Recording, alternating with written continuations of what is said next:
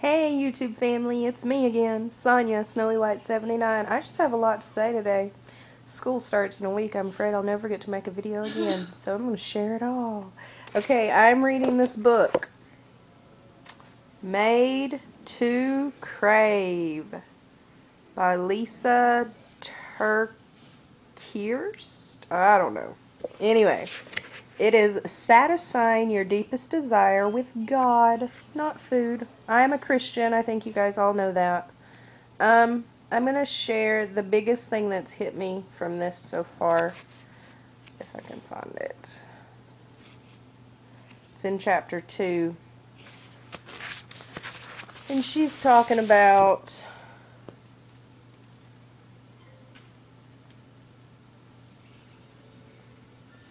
here she says, "May I ask you this same raw question? Is it possible we love and rely on food more than we love and rely on God?" And my first instinct was, no, of course not. I pray, I read my Bible, Then she goes on to say, "Now, before you throw this book across the room and curse my existence, hear me out. This question is crucial. I had to see the purpose of my struggle as something more than wearing smaller sizes and getting compliments from others. These things would be nice, but not as appealing in the moment as that cinnamon roll, or those chips, or that brownie. It had to be about something more than just me. I had to get honest enough to admit it. I relied on food more than I relied on God. I craved food more than I craved God. Food was my comfort. Food was my reward. Food was my joy.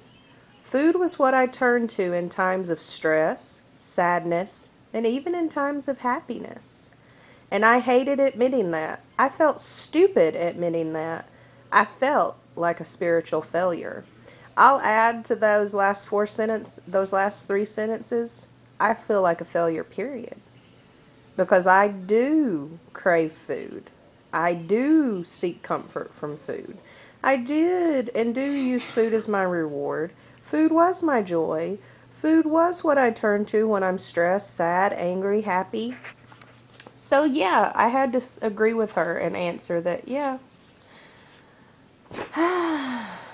growth is painful. And the truth hurts sometimes. But realization is good, and you can't really make changes until you realize things. So I'm really glad I'm reading this book, even though it hurts a little. So yeah, if you're a Christian, and even if you're not a Christian, if you're seeking, if you use food to fill a void, I would suggest this book. Maybe you can find a better way to fill that void. I've also been reading my Proverbs 31 daily devotional emails, and a verse that they had the other day was, "But he said to me, my grace is sufficient for you, for my power is made perfect in weakness. Therefore I will boast all the more gladly about my weaknesses, so that Christ's power may rest on me." 2 Corinthians 12:9. Well, I have plenty of weaknesses. Obviously, food is and was one of them, or else I wouldn't have reached the point of needing surgery to help control my life with food. Another quote, or snippet from one of those devotionals was here. "Maybe like me, you love to get comfy. It feels good to be settled. It's nice to know what to expect. But if you sense God inviting you out of your comfort zone, are you willing to go?" And that doesn't even have to be God. We're entering new territory. I'm, as of last weigh-in, 228.6. I have not been in the 220s since 2000. So that's 13 years. And in 2000, I turned 21.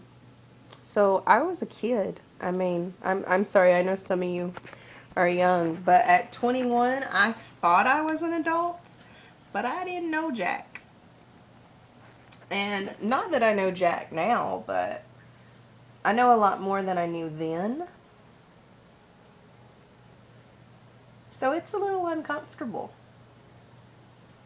Because I don't know me at this size. I don't know what I'm capable of. I don't know what I can do. Look at my picture. Totally off topic. Well, I'm really bad with this camera. There we go. Yeah. So yeah, it's uncomfortable just entering new territory, entering things that you're not used to, making changes, and anyway, how do you deal with discomfort? What have you replaced food with in your life if you used it for comfort, reward, for joy, for happiness, for sadness? What do you do now? Please share. Thanks, guys. Bye.